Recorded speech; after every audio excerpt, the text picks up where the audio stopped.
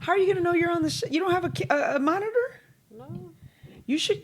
There's a way probably to hook it up to your phone so you can see. Because I mean, for framing, wouldn't it be terrible if you didn't think you were in frame? I'm pretty sure I'm in frame because I checked. Oh, you check. Okay, all right. As long as you feel I good know about it. this is in frame, so I'm good coach. So. Okay, all right. And I'm not tall, so your head's in. So In my headset, you just cut me off. Like, don't get up, Bryn.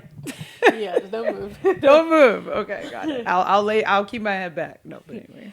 All right, welcome to another episode of the Black Excellence Club podcast. My name is Sakudini, and today I have a special guest all the way from California.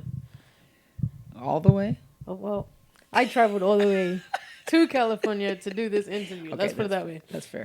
So today we have Bryn Drescher. Hi. Hey, everybody. How are you? Happy to be here, Sakudni. Thank you for having me. No problem. So this episode is brought to you by the 441 brand, the441brand.co. This is my personal clothing brand, guys. It is a luxury brand, but it's not luxury yet. We're just figuring things out right now. But right now we have some blank hats. We have black and we have white.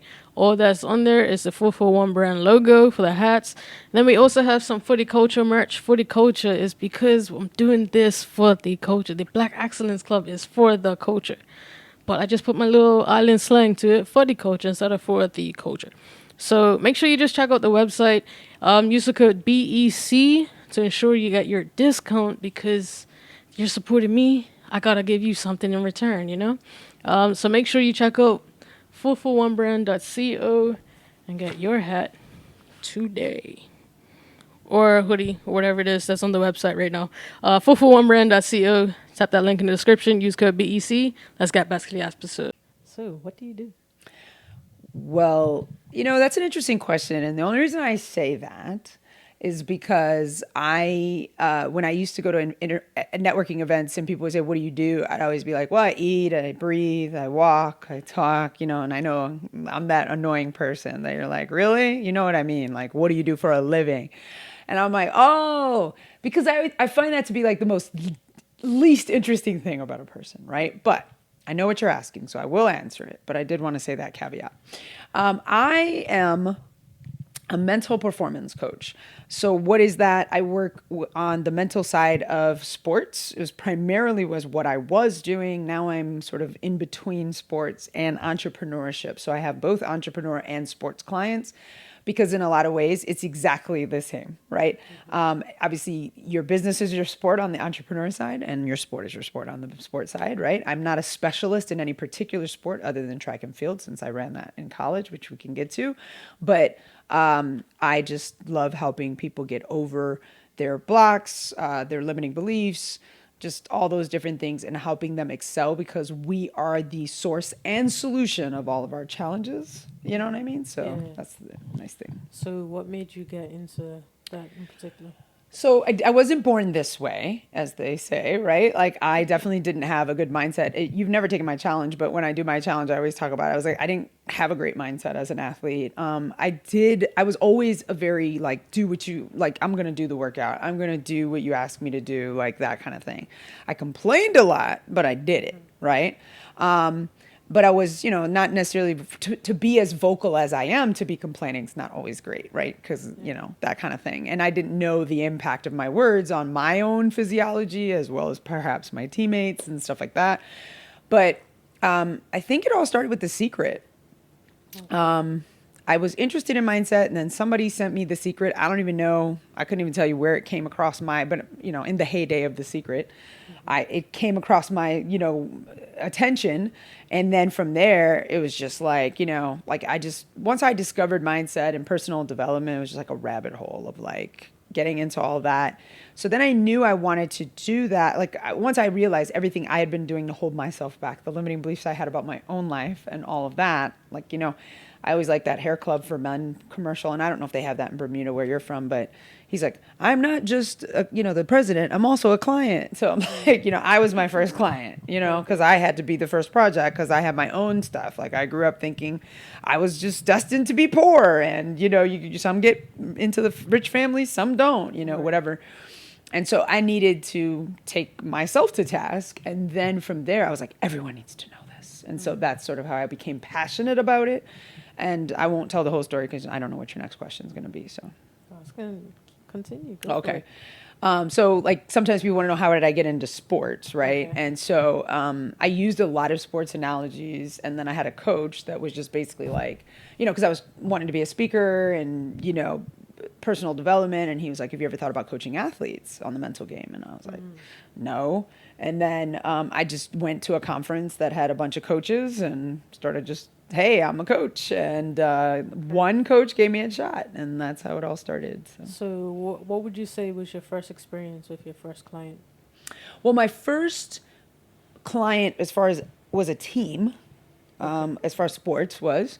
And so my friend Dana, well, I met Dana at this conference. So I wouldn't say she was my friend, but we met and we, just like you have great connections with certain people when you meet them. And Dana was like, I'm doing AAU team and would love to, I think the mental game is so important. So initially we were, like she gave me a chance and I was just shooting from the hip because I'd already been speaking. I'd already been I'd already been facilitating workshops and stuff. So I had a nice, nice library or knowledge of the stuff. And so every call I would just make it up, whatever I wanted to teach that day, and go off what I knew. And then friends and other people were like, you need to be recording this stuff. You need to be coming up with a curriculum. You need to be, and I'd be like, and then eventually everything did eventually get, but for them, it was just great. I mean, I was used to high school kids because I had done workshops in high schools. Okay. I knew how to keep people engaged with my energy.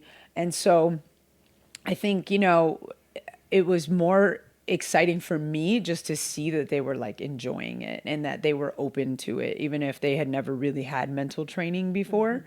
They were just kind of like, so it was just like, it was a chance for them to get to know each other better and for them to sort of all have their minds opened up about certain things. So I enjoyed it and I was hooked, and then I was just like, I want to do this, and then you go from there.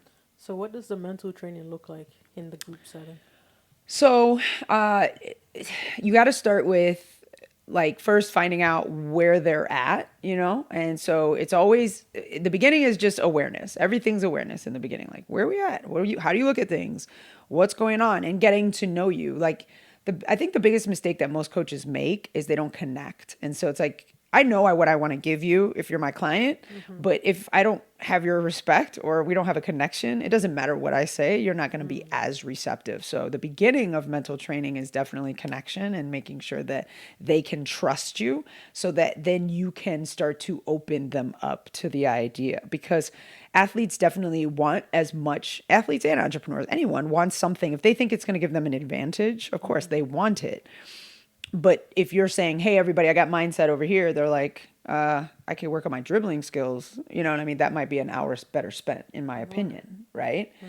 So I did mostly basketball, so just for that analogy. But, for example, so my job was, for mental training was just to make it as relatable as possible and be able to relate it back to how it would help them on the court, right? And so it's like, there's things that you guys are doing that's getting in the way of you performing well. And so first you want to show them that stuff and get their buy-in. Because a lot of athletes, I was just listening to a podcast not too long ago, and Paige Nielsen, who plays for the team that you went to watch the game with me for Angel City, the women's professional team here in Los Angeles, she was telling how the reason why they do activations before their game. Activations are to warm up certain parts of your body because apparently when women run, they're quad dominant. This is her telling this.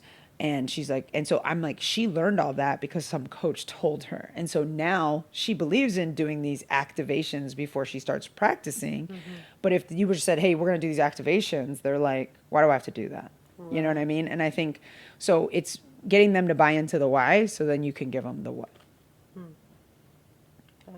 That's interesting because, I don't know, you just said a lot. Sorry, I'm processing.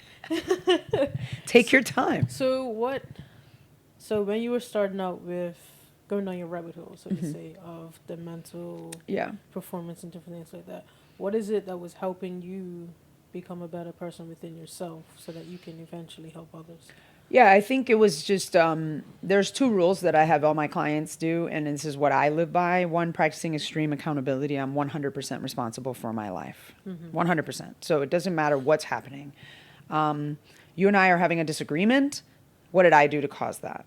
or what belief do I have that is creating the difficulty between you and I, right? Versus what you said and why I'm mad. You know what I mean? There's a difference, right? So I'm never a victim in my life. I'm always I'm practicing extreme ownership. And the second is I create my reality. So what did I, like, how can I create a better reality if I don't like the reality I'm currently experiencing?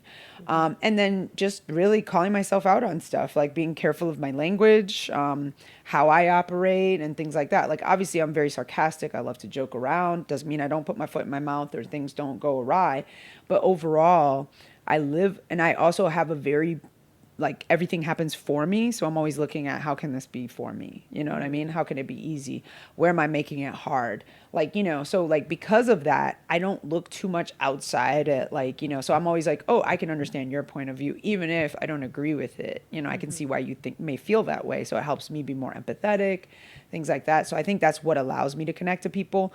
But just having my own personal way that I operate in integrity with what I teach and practicing it, and just knowing that I've been practicing it for a long time and I continue to grow in that, and knowing that I don't have to have all the answers, that was big for me as a coach.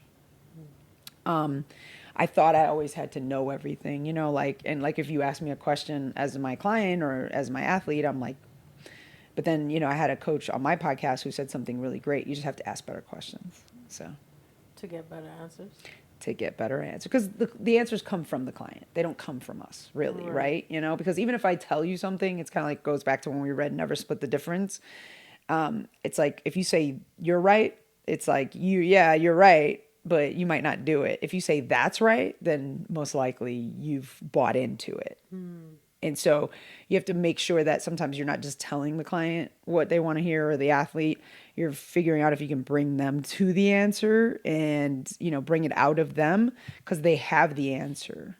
Okay. So anyway. So how did you navigate finding more clients after your first initiative? Well, that was interesting. Like, athletes are word of mouth, but I had some connections. I had a friend that I knew coached. This was like, so I started this maybe a year before or two before the pandemic when I started focusing on athletes. I mean, I've been in business for a while, but like me specifically focusing on athletes. And so, obviously my only client was that team at the time. And then it was, like individual athletes that maybe their parents wanted to get them extra, attention or something like that. But to go outside of that, it was a friend of mine who was coaching, and I knew he was a skills trainer. And so I was like, oh, why don't you put together, this is right around the pandemic, why don't you put together a bunch of your athletes and I'll just do calls for them. So this was free. I was just going to do it for free. And I thought he was going to put together his high school athletes. He did not. He gave me NBA and elite college pro athletes.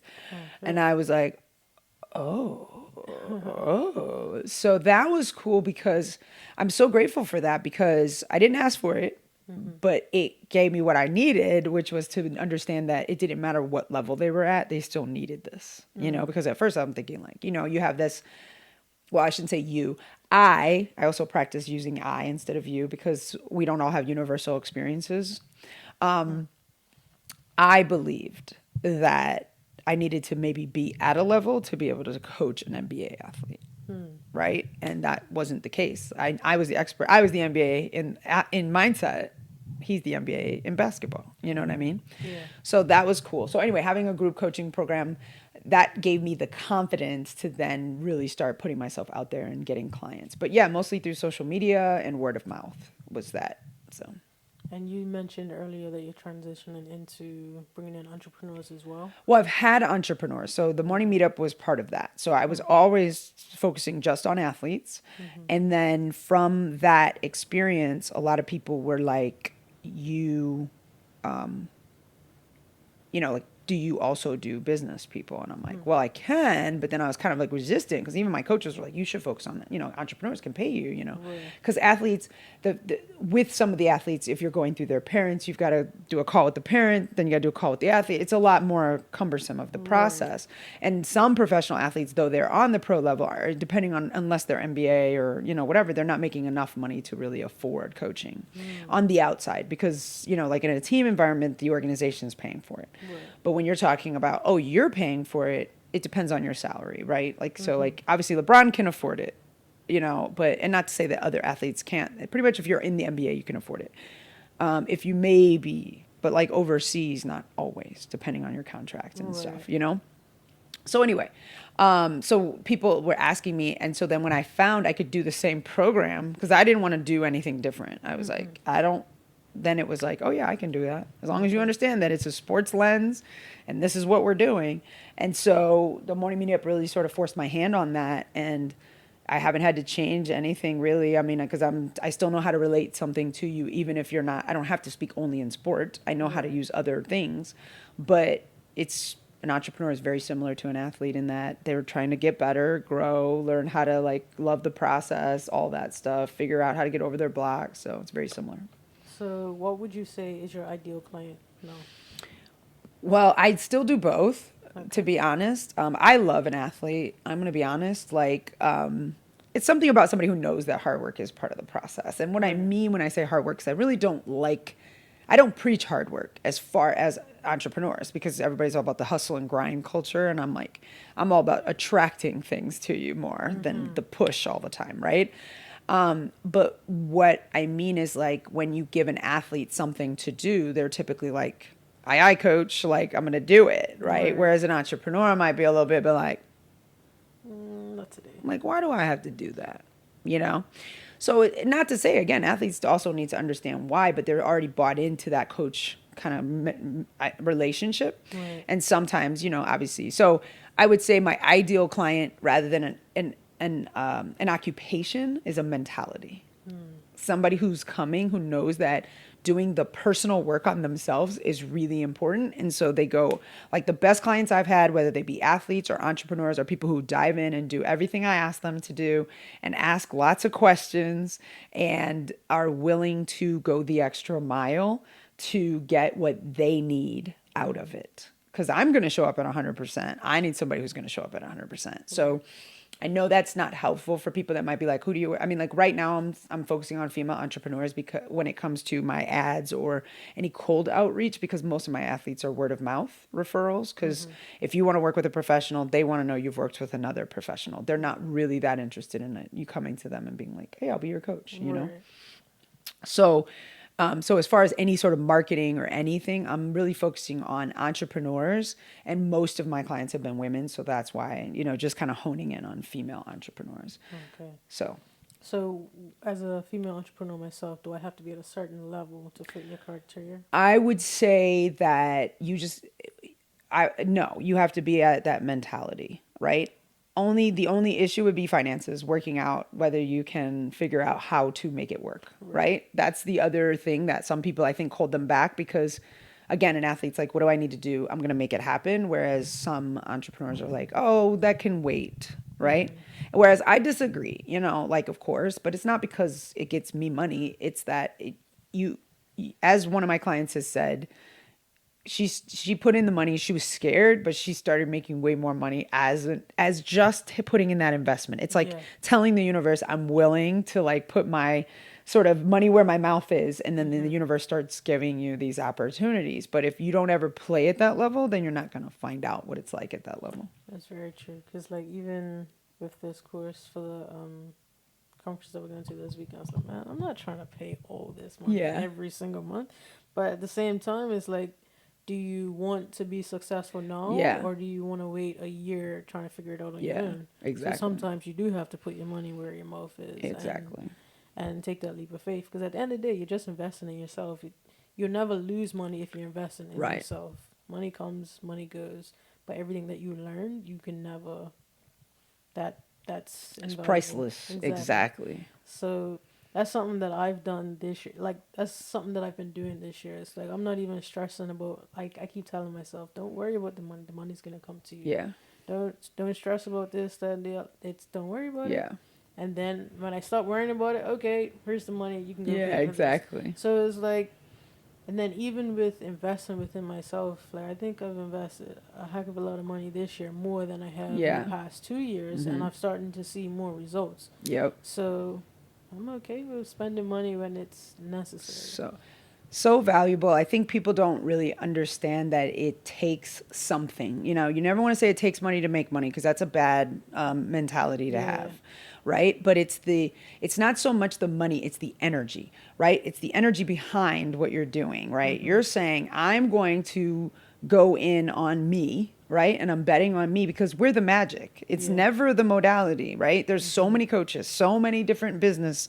I was just saying this to my clients this morning. I have a call on Tuesdays, and I was saying, you're the magic. Like, it doesn't matter whether you're in Shopify, you're in podcasting, you're in, widgets. I don't care what you're doing. If you're all in, it's going to be successful. Yeah. You know what I mean? Whatever it is. Yeah. So it's like, it's not like what's the hot thing going on right now? Because that's what we're usually chasing. We're chasing the money. Yeah. And we have all chased the money and come up to dead ends. Like, I thought there was money at the end of this street. Yeah, most definitely. I can definitely relate to Yeah. that. So it's like, yeah, nah. I just take my time, do Yep. what I have to do Exactly. to get to where I need to be. So what's next for you within your coaching business? So right now, this is kind of a big pivot point because I am going to cold market. Like everybody I got business wise was just like word of mouth or people who knew me. And Okay. one thing that I know from the fact that I am very energetic and able to build relationships easy is that most people are buying me, right? So now I'm trying to bank on just my messaging. And so that's a nice pivot time with mindset and everything because I have to go through the process of figuring out how to like put the right bait in the water to get the fish. Right. And so it sort of feels like starting over a little bit.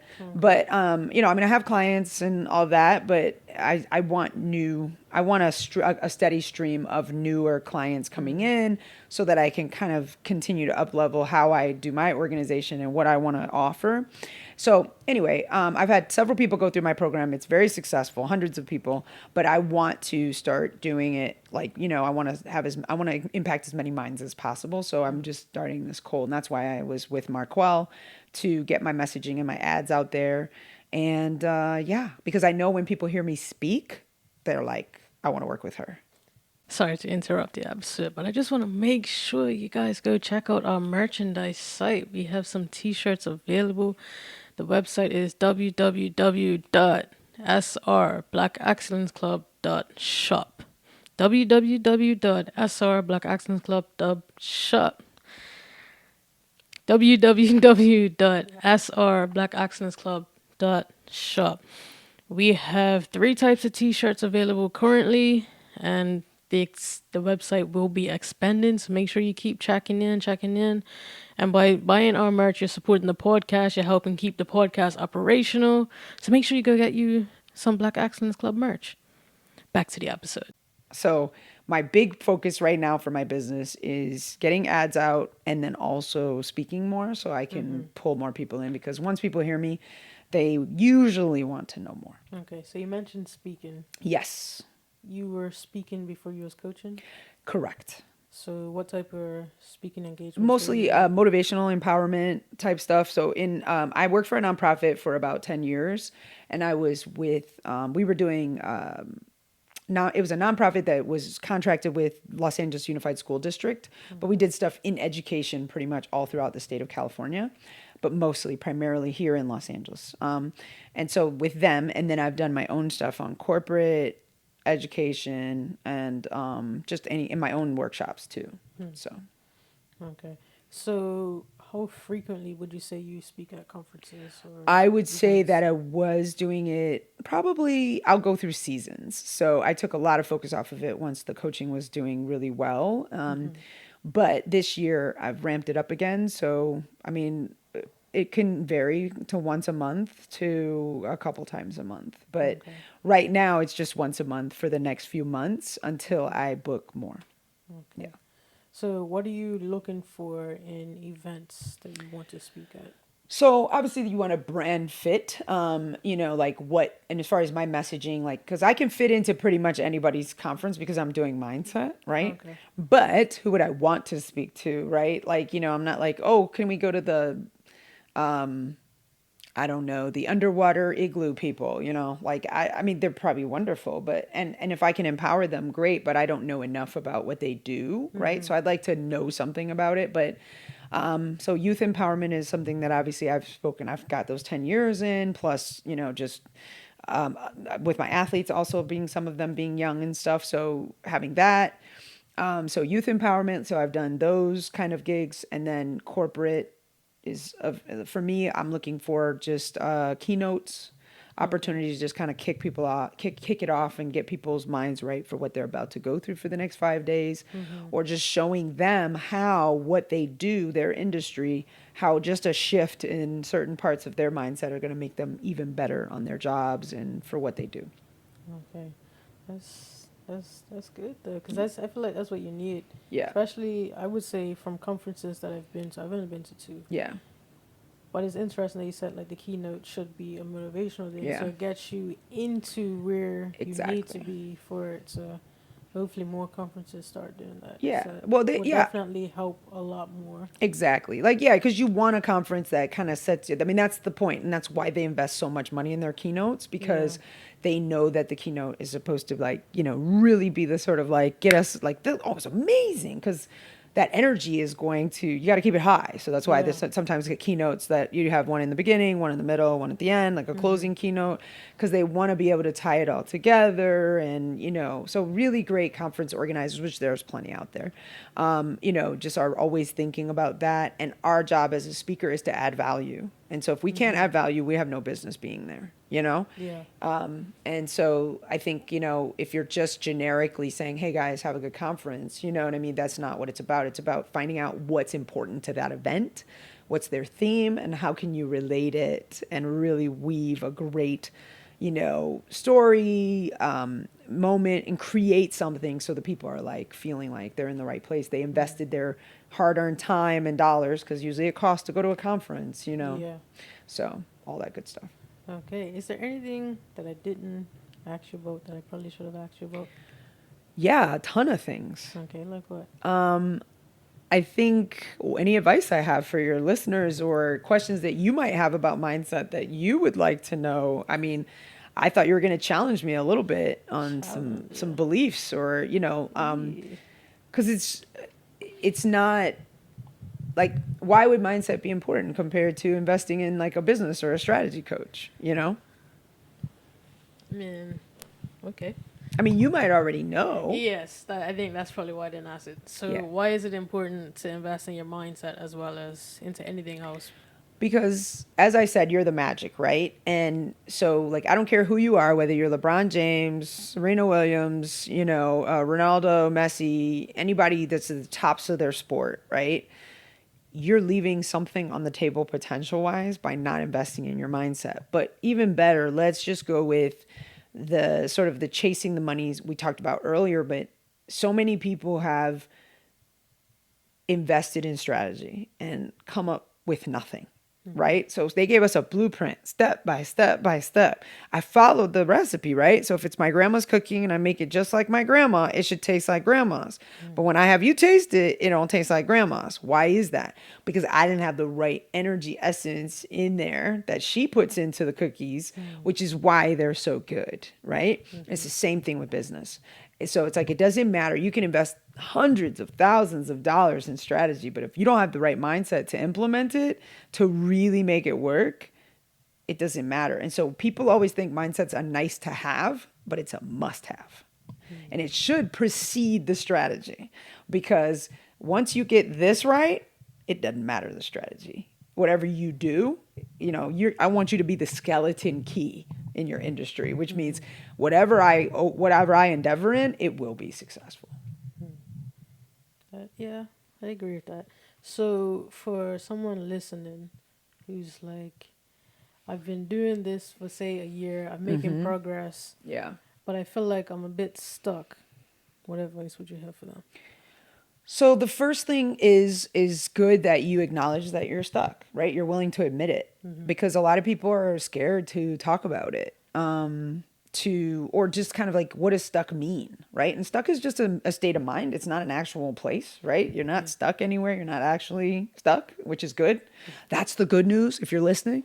But what we want is to say, okay, good. I've acknowledged I'm feeling stuck, right? So we want to use, also want to change our language. So we don't want to say anything after I am. We don't want to use, like, we don't want to use I am. I am is the most powerful short sentence in the English language. I am, right?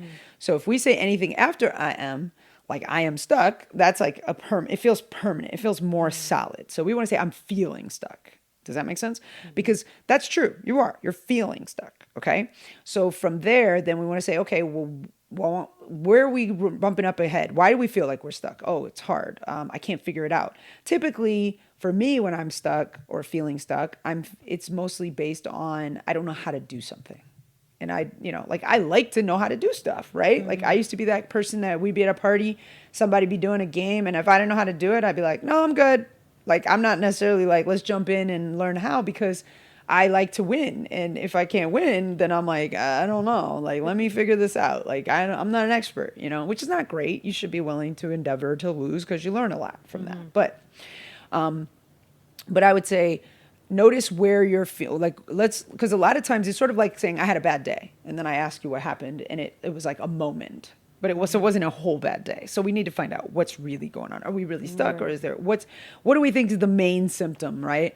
And then from there, for you listening, all I would say is once you do that, if you can simplify what's going on, then you see, well, get as far as you can. If you've gotten as far as you can already, then who do you know or what do you need, right? Like, so like, it's like maybe pinpoint what do you need, and then of course, the easiest, cheapest route, which is not always the best route, is YouTube University, right?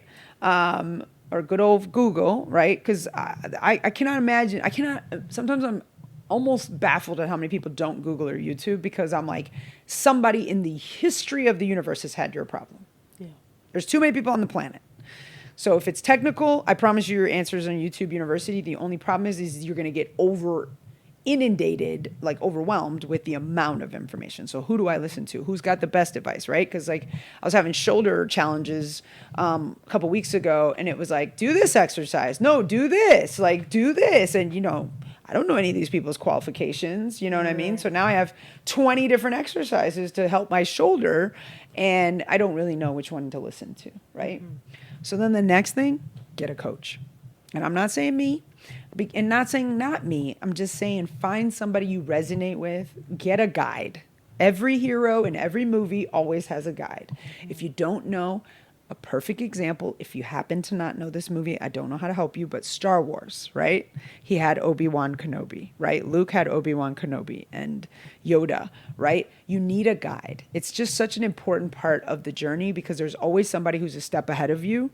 And so finding somebody who can help kind of reach into the darkness and make things clear for you, because a lot of times we might just be struggling in a dark room and the switch is about 2 feet from where my hand is. And it's like, oh, put my hand here. Okay, cool. Now I can turn the light on. But before I'm panicking, I can't find the light. It's dark in the room, So it's really getting, like, one, taking a breath, acknowledging yourself for knowing it, in summary, right? Two, finding out, like zooming out and seeing the best you can. What can you see from where you're at? Where do you think it is? Identifying what has really got you feeling that way.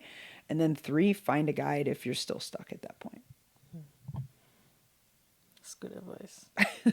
I'm just taking it in.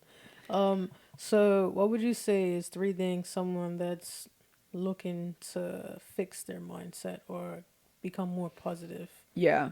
3 things that they should be doing. I think the biggest thing is, great question. A lot of people, of course, love the word positivity, and I do want to speak to that. There's a thing called toxic positivity. So toxic positivity is saying, hey, just be happy. Just smile. It's okay. Life's good. There's a lot of things to be grateful for. And those are absolutely true statements.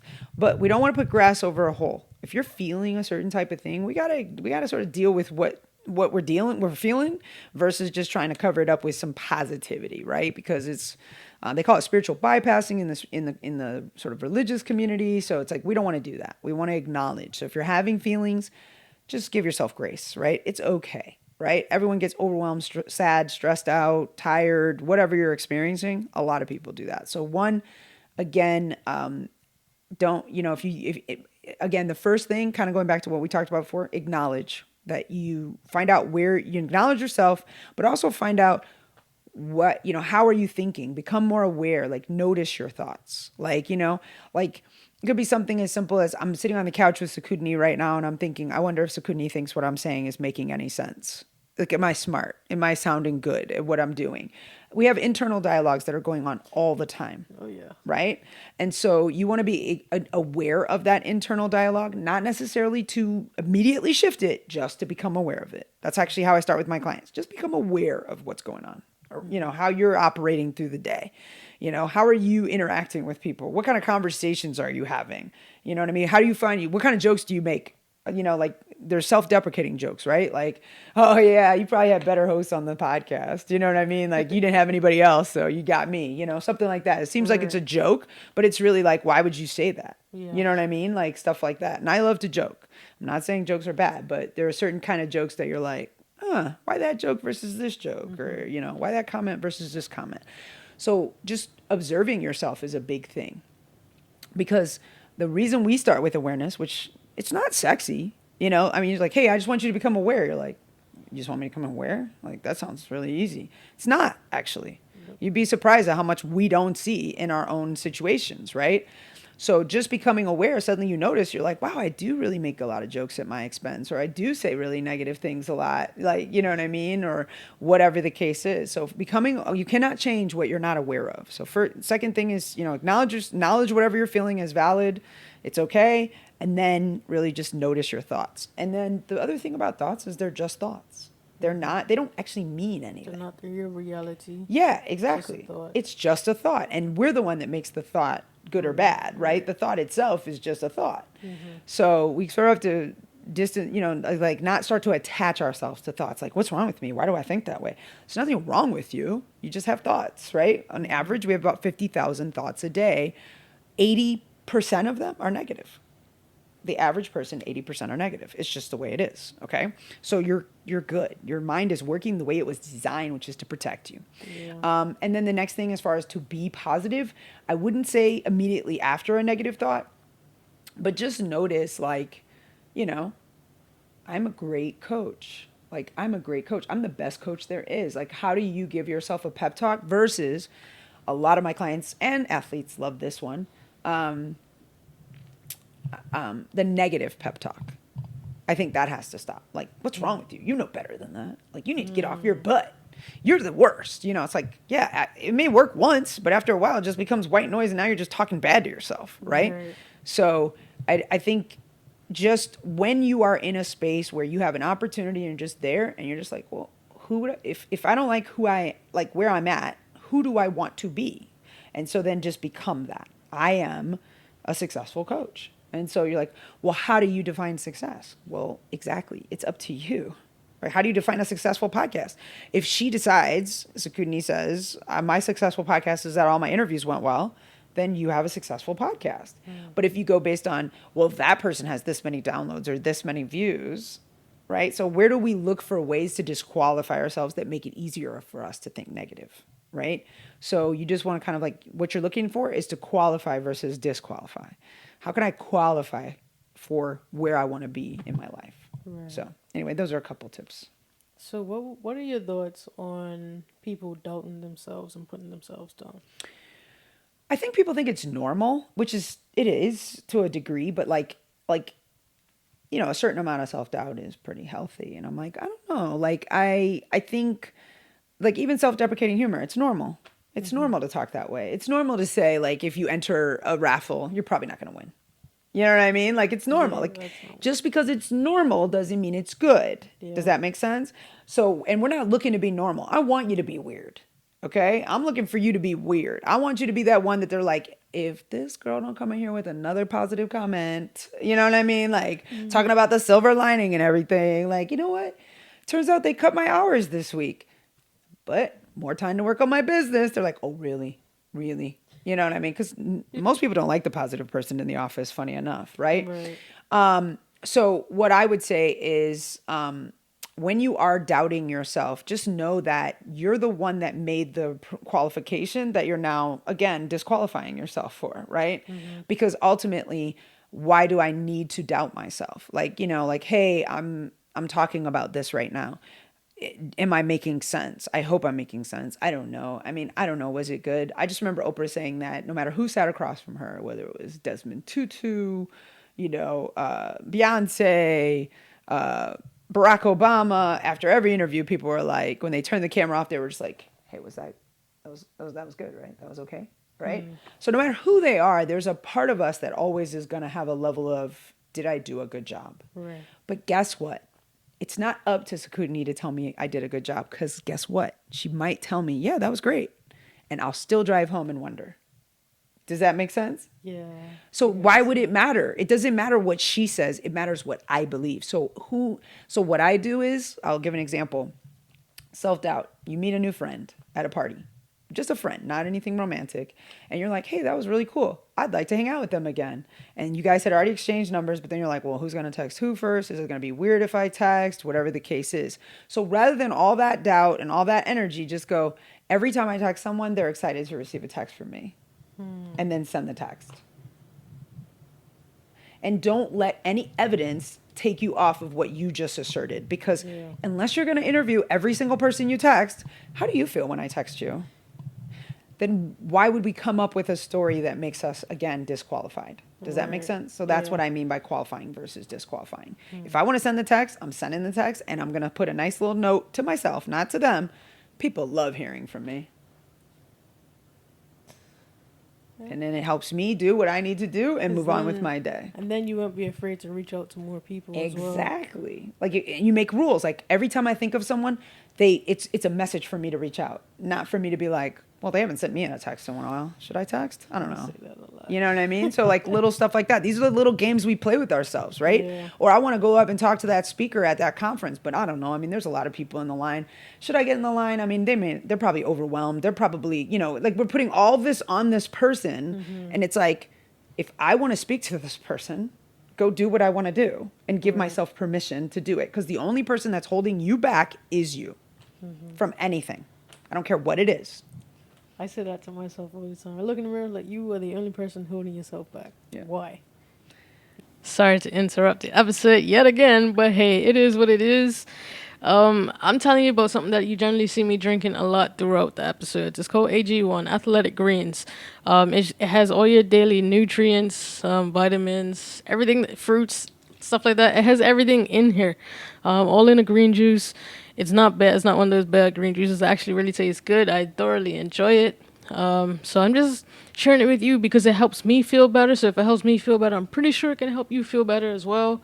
I've been using it for well over a year now, and I can tell when I take moments of not using it, I can tell my body feels different.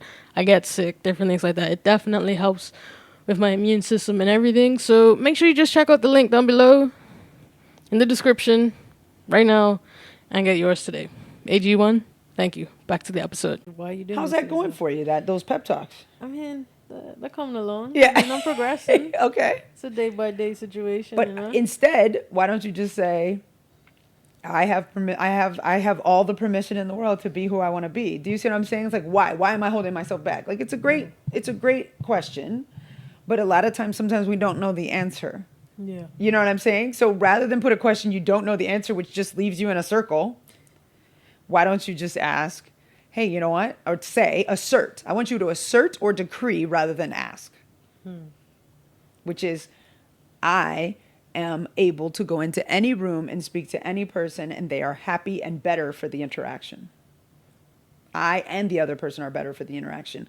And that's it. So now that allows me to walk confidently in any room and do whatever I need to do. Because no one's going to tell me different because they weren't there when I had the conversation with the mirror, unless I'm looking for evidence, which is, I don't know.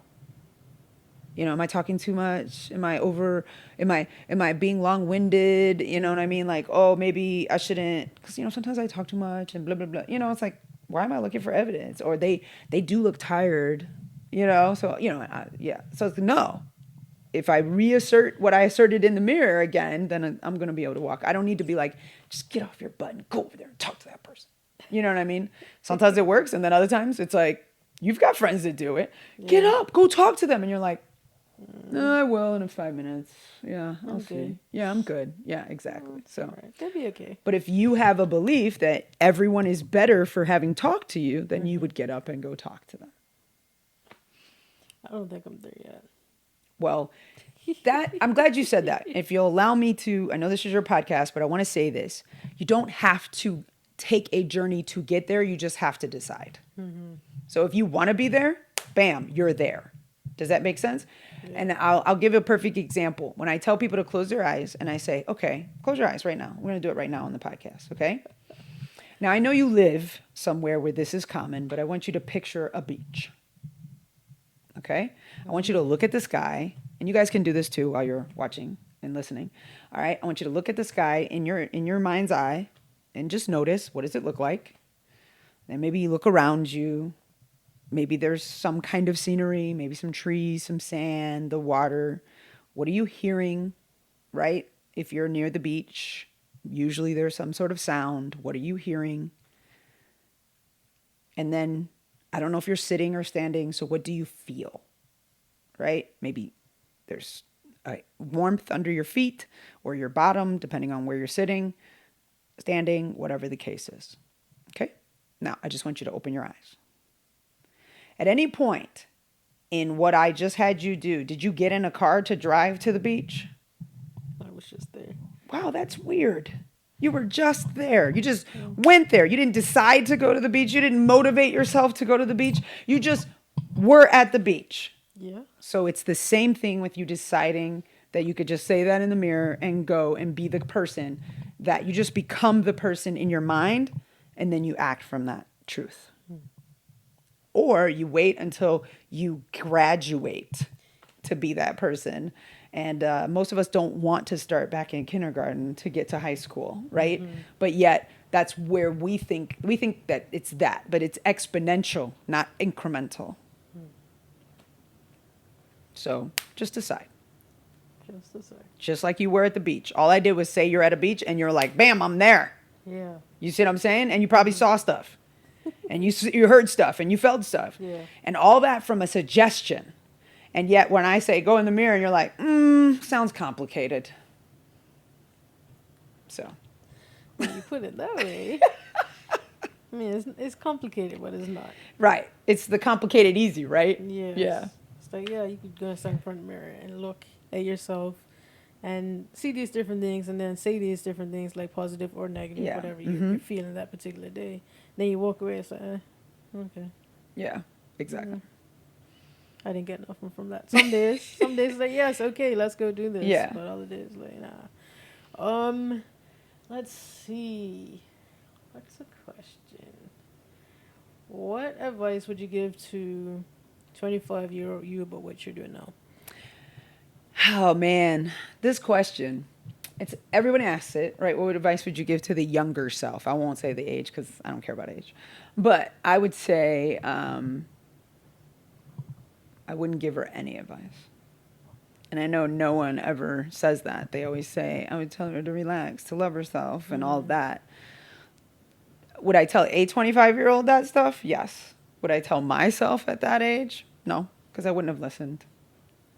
Fair enough. The person that I am today is the total accumulation of all the decisions, experiences that I've had, and I like who I am.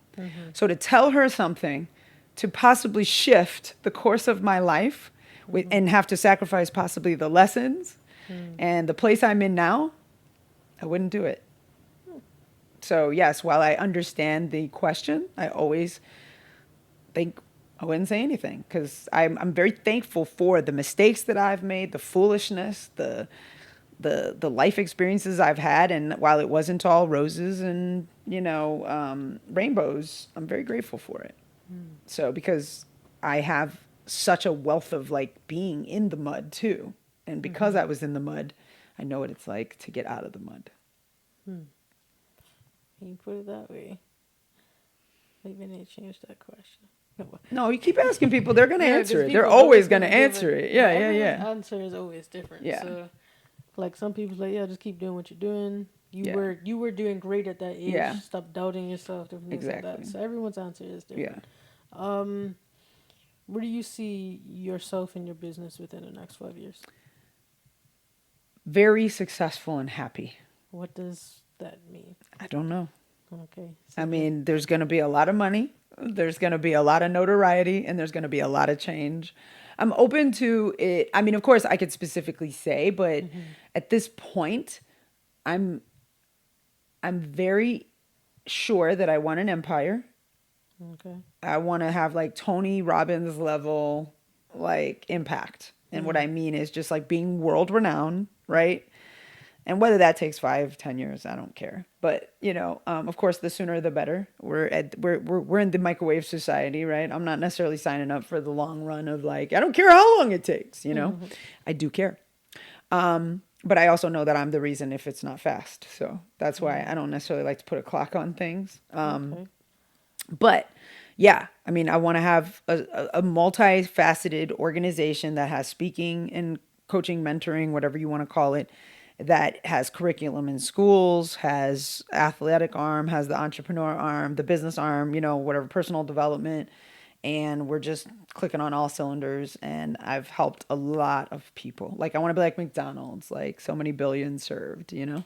So. I guess I can relate to that because that's why I say I'm on a journey from unknown to unforgettable. I don't know what the unforgettable is, but I know that I'm gonna help lots and lots of people, and that's all that matters. Yeah. So, I think the less, I mean, of course, specificity does matter in setting goals. It is helpful, but I cannot tell you, like I don't agree with that sentence because I don't necessarily believe in a God up in the sky, but where it's like make a plan and God's gonna laugh. Like I don't, but the how is not your job. I do agree with that 100%. So for me, it's like I know that if I put it in order to the universe, it's gonna happen, but how it's gonna look, that I'm okay with like being a little bit up for interpretation, right? And or how I'm gonna get there, So I just know like amazing things happen right now in my life, and I'm open for a lot more. And I'm finally at a place where I'm loving myself more, and I'm letting things happen instead of feeling like I have to make everything happen, which is good because it was always a safer thing to do that. But now I'm like, I can trust and let go. so how have you gotten to that point of being able A to lot of trust work, and let go? a lot of personal introspection.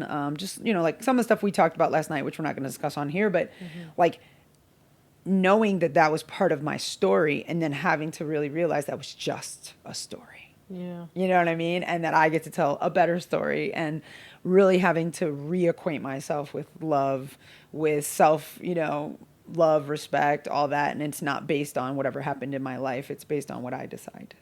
So that's the short answer.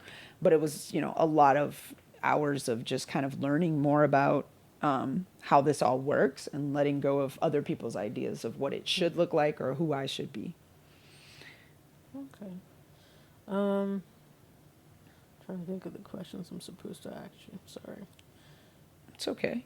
I didn't know there was questions you were supposed to ask me. As the just- military, are you listening, government? I just it's Have just I been? questions say Have in I my been? head. Have I been? Am I being monitored?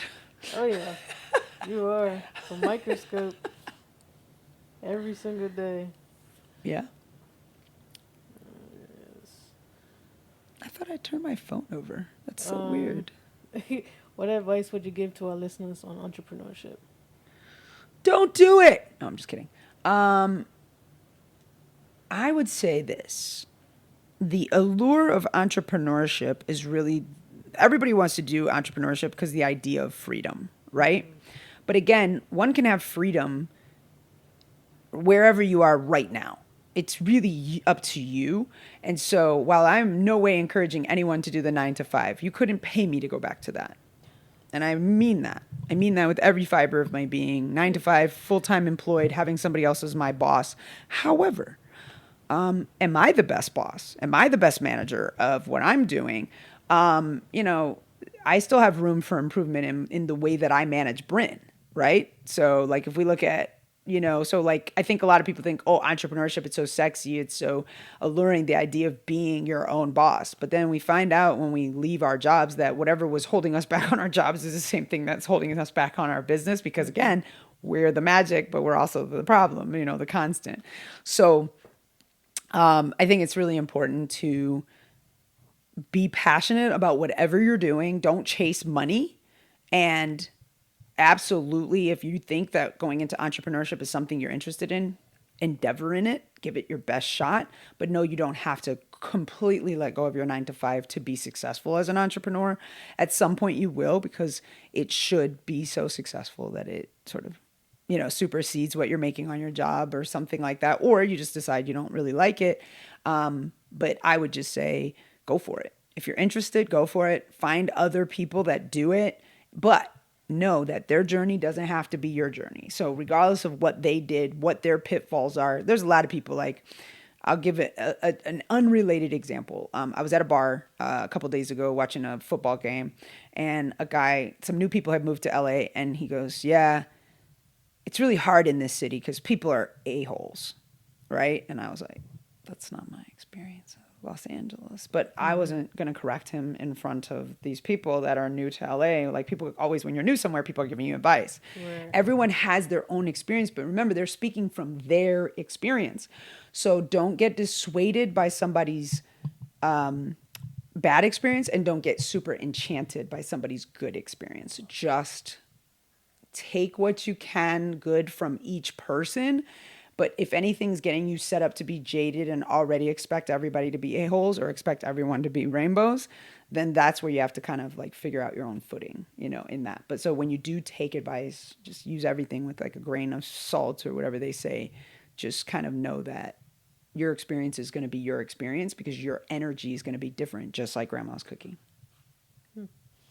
Just like grandma's cooking. Yep. Everyone can follow a recipe, but it's not going to taste the same. It's not going to taste the same. That's a very good example. Yeah. What's coming up next for you within your business?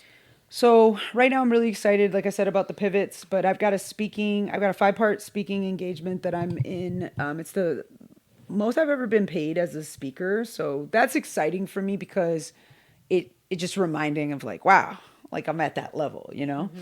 But to be able to go up and I was in education with a nonprofit, but this is the first time I'm doing this for Just Bryn's business. So, I mean, I've done speaking on my own for Just Bryn's business, but like in this realm with this same people who knew me from the nonprofit. So I'm super excited about that. And just, like filling my calendar with more stuff like that, because that's what I want. I want to speak a lot. And I want to have a full load of clients, because those are the things that make me really, overall I'm happy, but the things that like when I'm coaching, that's when I feel like I'm in the flow state. When I'm speaking, I'm in the flow state. So, and I get to use my gifts. And so that's what's next for me. Just more using my gifts and enjoying the process. So. Okay. You have a challenge coming up? I do have a challenge coming up. I forgot about that. Thanks for helping remind me. You're welcome. Yeah. I did a little bit of research. So, you did. Just a little bit. Okay, so I have a challenge coming up. So what is a challenge? It's a 5-day challenge called the Take Your Mindset Pro Challenge.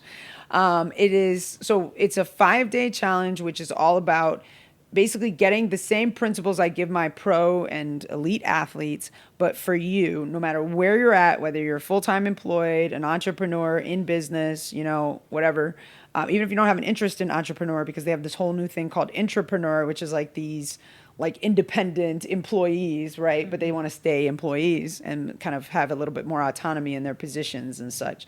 But anyway, it's a great challenge. Each day, the first day we go over how to pro versus amateur mindset, amateur versus pro mindset. And then the second day we do the draft, because all pro athletes get drafted. And so it's like, do you want to be drafted? How to be a pro in anyone's league. Day 3, and we go over, oh my gosh, I always forget. It's crazy. Like, because when I'm teaching it, I know it, but then I'm like, I don't remember. I know day 4 is having a good offense and defense. And then, so like how to be mentally efficient. Day 5 is how to have a winning game plan. What is day 3? Why do I always forget that one? Okay, I can't remember day 3 right now. But each day is designed to sort of build on the next, to, like sort of helping you, taking you from awareness to understanding, identity, the different parts of my program, and sort of giving you a sample of that. It's highly interactive, fun. Everyone who takes it speaks extremely highly of it. There's two different levels you can participate: VIP or general admission. I'm sure Sakuni will put all the details below in the show notes. I don't want to go too in depth, but I do recommend you do VIP because you get hot seat coaching with me. So if you want to know what it's like to be coached by me or to have a coach, sort of be able to ask them anything, because everything's mindset. You come, you get an hour of VIP coaching, and if nobody else has questions, you can just take up that hour with everything you need. Hey, I just want to say this episode has been brought to you by The Morning Meetup, themorningmeetup.com. That's where I am every Monday to Friday, learning something new about entrepreneurship. This has definitely helped me on my journey as an entrepreneur. It's helped me to get to where I am within this podcast that you're listening to right now. It's hosted by David Shands, and he has given everyone an affiliate link. So, with that being said, there's a link in the description. If you want to check it out, we have guest speakers like Him 500, Neo Davis, David Omari, Ash Cash, different people that are big in the entrepreneur space. Earn Your Leisure has even been on there. So if you want to be around more like-minded people that are interested in entrepreneurship, starting their own business, anything like that, make sure you check out themorningmeetup.com. But don't use the link. Don't just go to themorningmeetup.com. Use the link in the description. You got a 7-day free trial. And I hope to see you there. VIP. Technical difficulties happen. You was finishing up with the VIP. Yes. So basically for VIP, you get hot seat coaching for 5 days. So the idea, of course, is ultimately we want to get you in the back end coaching program, because I want you to be in my 8 weeks so I can really, real transformation happens in the 8 weeks. But a lot of people get super value from the 5 days of just the coaching alone. And then we teach for the second hour.